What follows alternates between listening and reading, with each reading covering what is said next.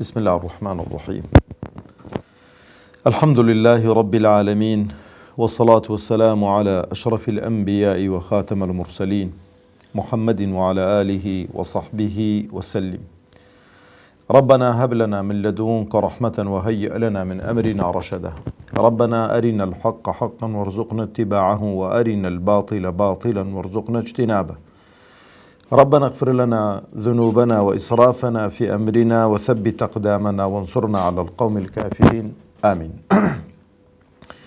بنراني برز خوشويست مسلماناني عزيز، سلام ورحمتي خواهي پروردگار برجه بسر همولايك مانده.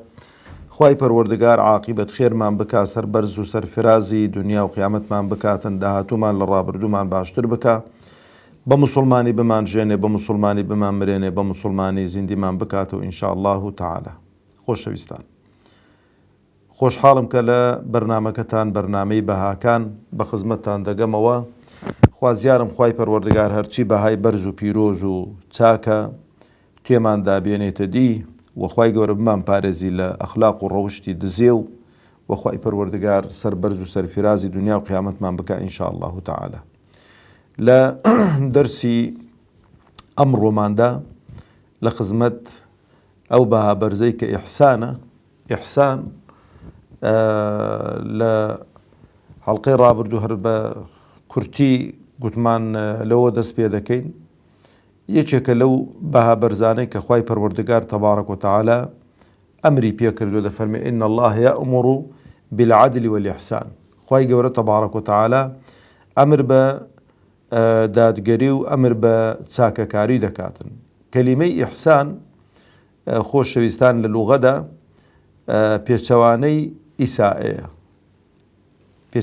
ئیسائەیە و کاتێک کە چاکەکاری دژەکەی خراپەکاریە و لە ڕووی ئیستلاحیشەوە بە تایبەتی ئیستلاحی شەرعی باسمان کرد لە دەرسی ڕابردووتمان پێغەمبەری خوا عەلەیهی السەڵات وەسسەلام جبريل عليه الصلاة والسلام ليدا برسي درباري إحسان دفرمي أن تعبد الله كأنك تراه فإن لم تكن تراه فإنه يراك.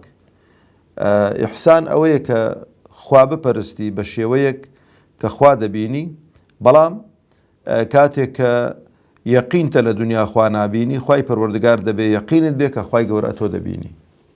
أول مصطلحي شرعي بكار هاتو أو زا أوي كمما بس معنا أو مصطلحة شرعية نية أو لشوي نكاتي خوي بتفاصيلي بأسمان كردون أو بابتانا ليروي ما بس معنا تساكا كارية لقل كومالقو دوروبرو لقل خلشيك لقل الدادجي ولقل يان دادجي أوش كبراستي أصليك تساكا كردن لقل خلق و خوای گەورە ئینسانی وا خەڵق کردووە کە کۆمەڵە حەق و حقوقێک لەسەر شانی ئینسان دەبێتن بەوەی کە تۆ لە ناو ئەو کۆمەڵگە و مجتەمەعەدا دەژی، جا دایک و باوک بێ، هاوسەر بێ، منداڵ بێ، مام و خاڵ بێ، جیران بێ، ئەوانە هەمووی کۆمەڵە ئەرکێکیان دەکەوێتە سەر شانی تۆ کە پێویستە ئەتۆ چاکەکار بی لەگەڵیان، چاکەیان لەگەڵ ئەنجام بدەیت. عفوا. و چاکەکاری ئەوەیە کە ئینسان هەموو جوهدی خۆی سەرف بکاتن بۆ ئەوەی کە کانگای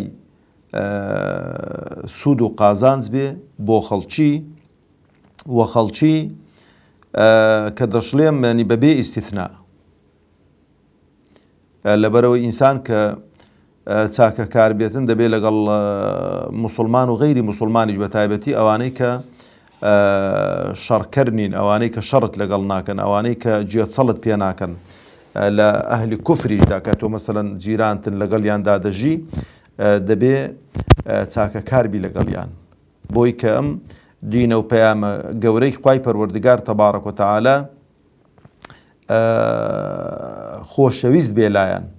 ئەوجا ئەو چاکەکاریە بە ژوێرەی نزیکی لە ئینسانەکان دەرەجەی دەگۆڕێتن، هەندێک چاکەکاری هەیە واجبە و هەندێک هەیە سونەتە کە بیکەی بۆی کە ئەو شتانەش ئینشاڵڵا لە کاتی خۆی بە دوور و تەفسیلی دێینە سەری.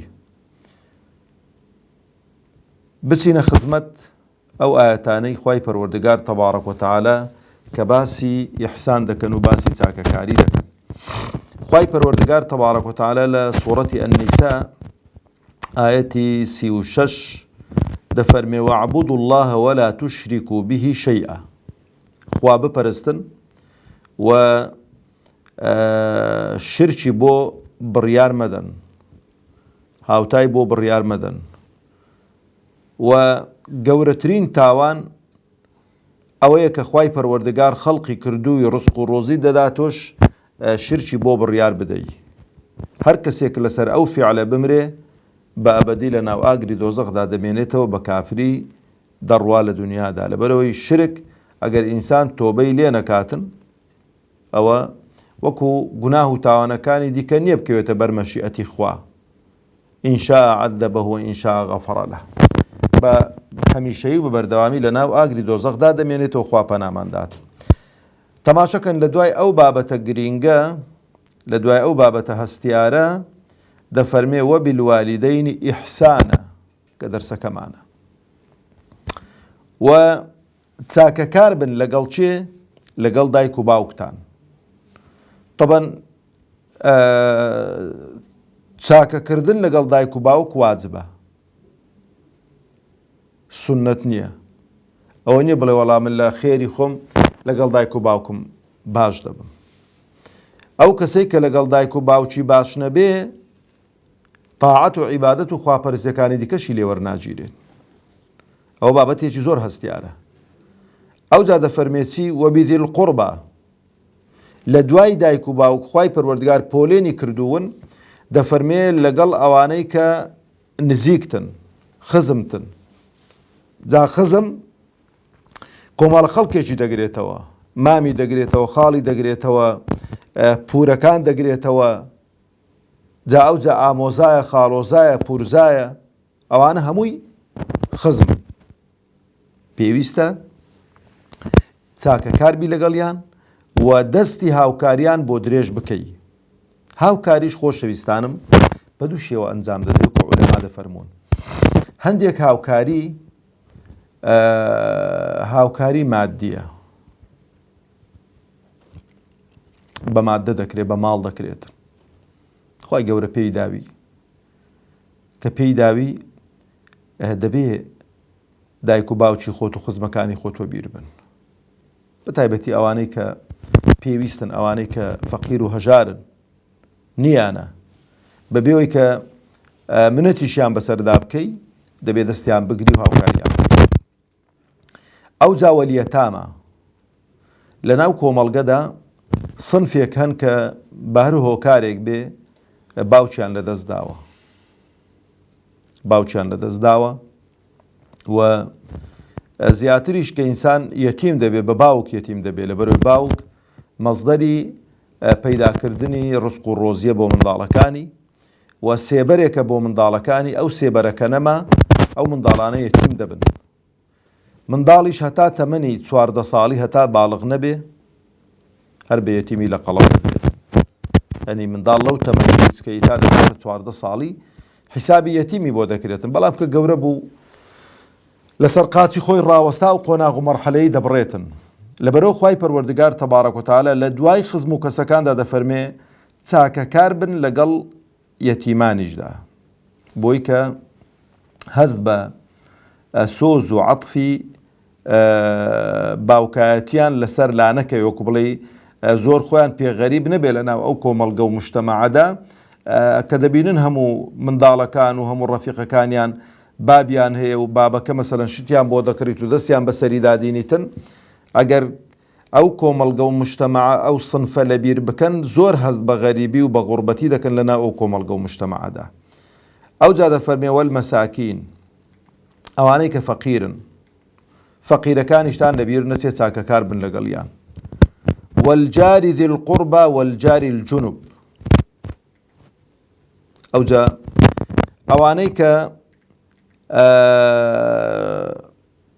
جیرانتن بەڵام لەگەڵ جیرانەتیدا دەبینی خزمایەتیشیان هەیە، یان بەواتایەکی دیکە ئەو جیرانانەی کە لێت نزیکن و ئەو جیرانانەی کە لێت دوورن، ئەو جیرانانەی کە لێت نزیکن و ئەو جیرانانەی کە لێت دوورن، ئەو جا دەفەرمێ چی؟ وەالصاحب بالجەنب، و ئەو دۆست و ڕەفیقانەش کە لەگەڵتن، ئەو دۆست و ڕەفیقانەی کە لەگەڵتدا دەژین، وابن السەبیل، و ئەوانەی کە لە سەفەردا ڕێیان لێ بزر دەبێ یان پارەیان لێ دەبڕێ یانەوەتە پارە هۆکارێکی بێتن هیچیان پێ نامینێتن. وما مەلەکەت ئەیمانوکم، و ئەوانەی کە لە لای ئێوەدا وەکو عەبد و بەندە و جاریە کە قەدیم هەبوون ئێستا نەماون، ئێستانەکە ئەوانەی کە لە شوێنی وان بەکرێیان دەگرن ئیشیان پێ دەکەن لە ماڵەکان، لەو پیا و ئافرەتی فلیپینی و ئەو وڵاتانەی دیکەی کە مالیزی و دا پێداوەرە زۆرێک لە وڵاتانە کە هەن لە وڵاتی ئێمە لە ماڵەکاندا ئیش دەکەن، دەبێ ئینسان چاکەکار بێت لەگەڵەوەی کە حەقی خۆیان پێدەدا، دەبێ زیادەش بیانداتێ هاوکاریان بکاتن بۆی دڵیان پێخۆش بێتن. إن الله لا يحب من كان مختالا فخورا. لە مقابلی ئیحسان خوای گەورە چی بەکارهێناوە؟ چاکەکاری، مختالن فەخوڕەی بەکارهێناوە. یعنی کابرا ئەگەر چاکەکار نەبێ بە فیز و لودبەرز و وەکو بڵێ ئەو سەرۆت و سامانەی کە هێز دەبێتە مایی تەکەببوڕ و مایی بەخۆ نازین. یعنی لێرانە خاڵێکی زۆر گرنگ هەیە پێم خۆشە لەو ئاەتەی ئیشاڵەی پێ بکەم. ئەویش ئەوەیە خۆشەویستانم، ئەگەر کۆمەڵگە بەس ئیش بەو ئاەتەی بکات، بەس بەو ئاەتەی قەناعەت بکە، ئەو وڵاتە سەراپای دەبێتە بەختەوەری و خۆشگوزەرانی. چکە دەوڵەمەندەکان هەر نەفەرێک نین، زۆرن، و ئەو سنفانەی کە خوای پەروەردگاریش باسی کردوون ئەوانیش زۆرن. ئەو زۆرە هاوکاری ئەو زۆرەی بکاتن وەزەکە تەواو دەبێت، وەزەکە باش دەبێت.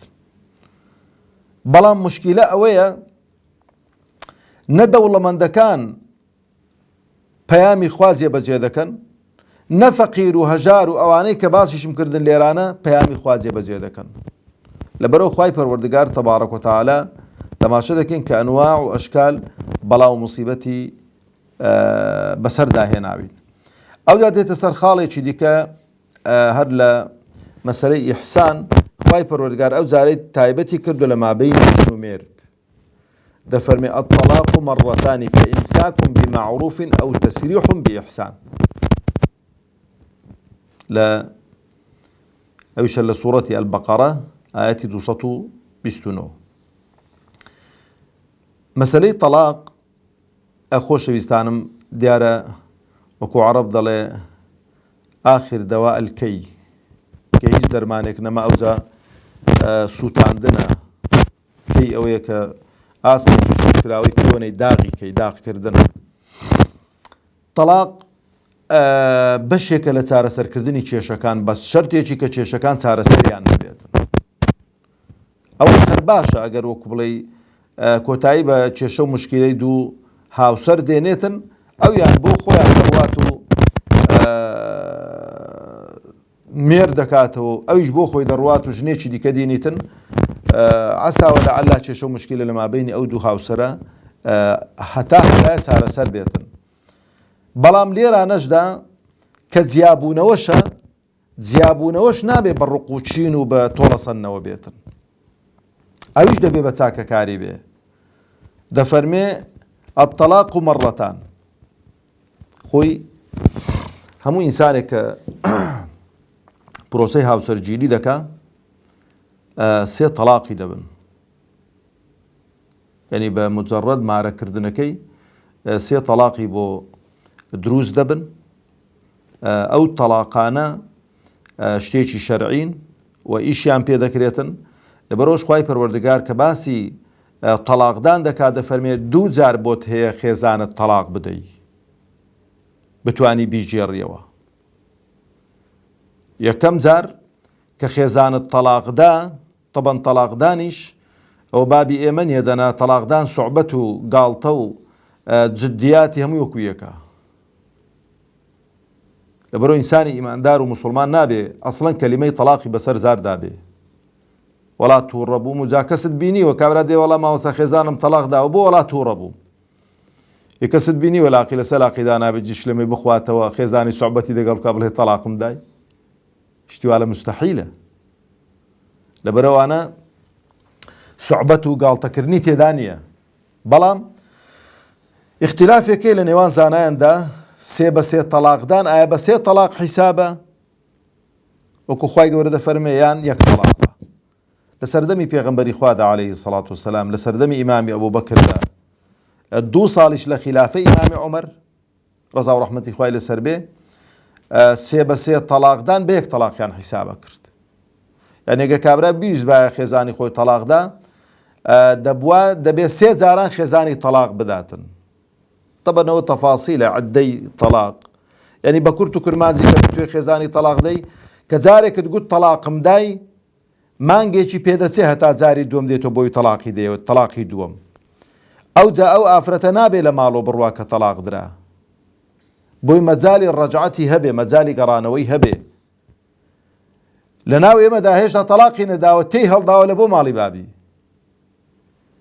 یعنی گە بە تەمای تەلاقدان بێ کابرا تەلاقیدا هەر مەجالی ڕەجعەی نابێتن.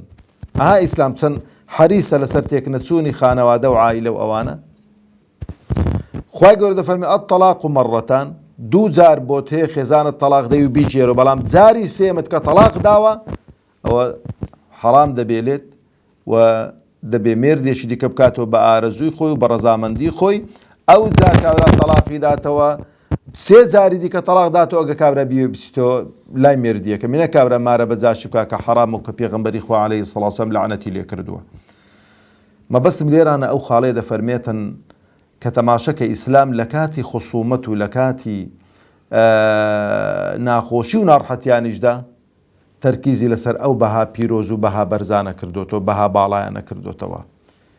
فەئیمساکم بمعروف عیبە 2 جارت تەلاق داوە ئەگە دڵتان لێیەکە بە چاچی لەگەڵ یەک دیکە بن کێشە و مشکلەکانتان چارەسەرکەن مەچونەوە سەر بەزمی جاران ئەگەر قەناعەتیشتان وایە پێکەوە ناژن ئەو تەسریحم بإحسان. ئەلێرانە مەبەستمان ئەو خاڵی ئیحسانەیە. تەسریحم بإحسان چییە؟ ئەویش ئەوەیە کە بە پیاوانە بە سوچی دەست لێک بکەنەوە کێشە و مشکلە دروست مەکەن بەرەو مەحکەمان لێک مەگرن لەسەر چەند مسقال زێڕێکی مەڵێ وەڵات و داوای تەلاقام کە بۆی کە مارەیەکەی نەدێ ئەتو مەڵێ وەڵحاصڵ وەکو خوای گەورە دەفەرمێ وەلا تەنسەو الفەضل بەینەکم. ئەو هەموو ساڵ و ڕۆژ و ڕۆژگارەتان پێکۆ بووە ئەو هەموو چاکەتان لەگەڵێک لە بیری مەکەن. ماڵی دنیای ئەوەندەی ناینیتن بە چاچی ئەوەندەیە ئەو تەسریحم بإحسان سڕەکانی بپارێزی عیب و عارەکانی باس نەکەی و چەندە زیاتریشی دەیە حەقەکەی دوعای خێریشی بۆ بکەی ئەو تەسریحم بإحسانە. ئەو جا خوای پەروەردگار تەبارەک و تەعالە وەصفی لە ئاەتێکی دیکە کە هەر باسی ئیحسانە وەصفی ئەنسار و مهاجرینمان بۆ دەکاتن. دەفەرمێ والسابقون الأولون من المهاجرين والأنصار. ئەو جا لەوانە کە تێدەپەڕیتن دەگاتە چییە؟ دەگاتە ئێمە ومانان. خوای گەورە لەوانەمان بجێڕی دەفەرمێتن والذين اتبعوهم بإحسان.